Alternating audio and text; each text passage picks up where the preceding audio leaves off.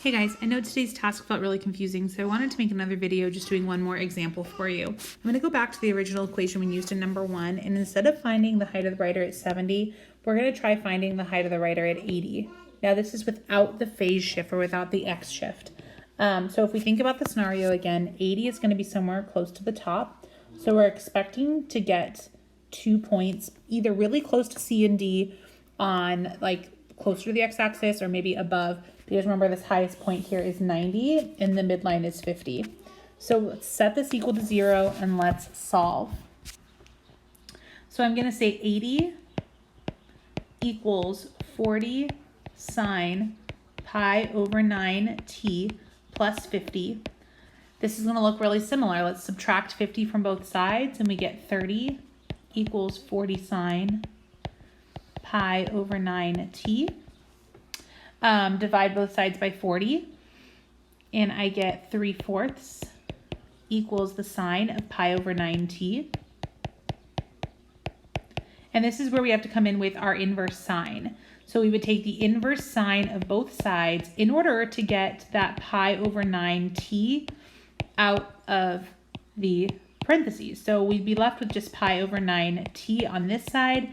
And this is where it's not on our unit circle, so we have to go to our calculator. And I'm going to show you using the Desmos calculator.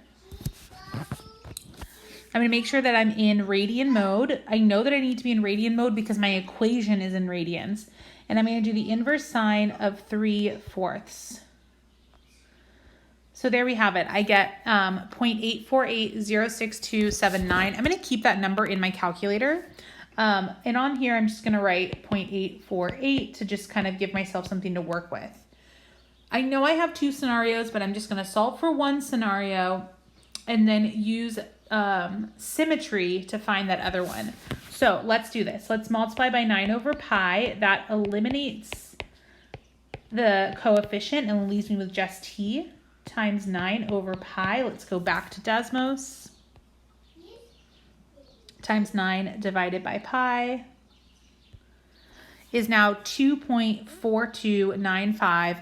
I'm going to go ahead and say that that's 2.43.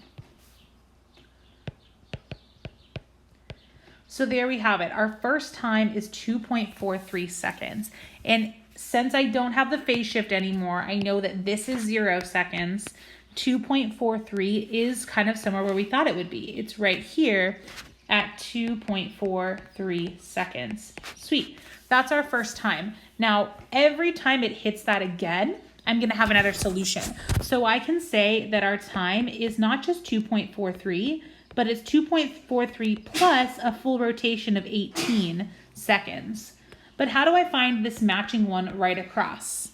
How do I find this matching one? Well, I have to think about reference angles. My reference angle over here directly correlates to this time. Because remember, if I'm looking right here, time is immediately being converted to an angle. Again, I plug in time and it immediately is converted to an angle. So in this scenario, time is a reference the same way our angles are normally a reference.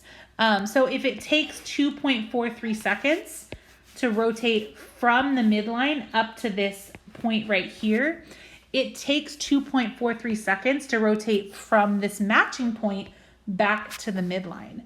So essentially, this right here is also 2.43 seconds. 2.43 seconds. This kind of like reference time back to the midline. Well, let's think about our whole scenario. The whole scenario takes 18 seconds. So this is both 0 seconds and 18 seconds over here at A.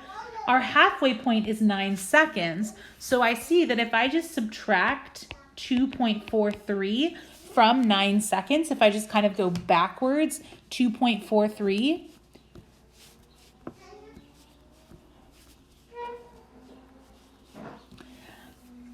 I find my point right here is 6.57 seconds, unless I've made an error, which you guys know that happens.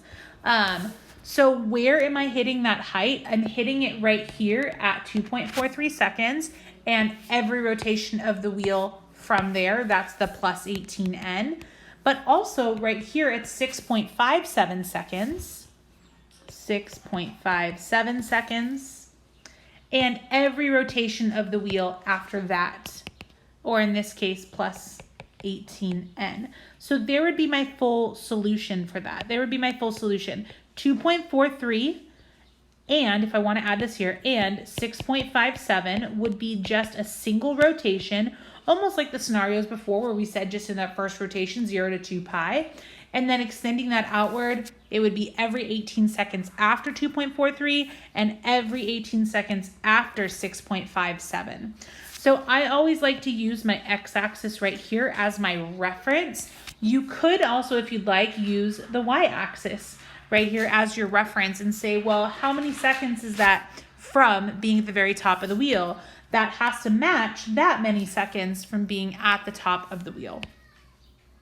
Okay, hopefully this was helpful. We have another scenario planned for tomorrow, and we have your Ferris wheel project where you should be doing something similar. So please bring your questions, but hopefully this kind of cleared up a little bit of the confusion.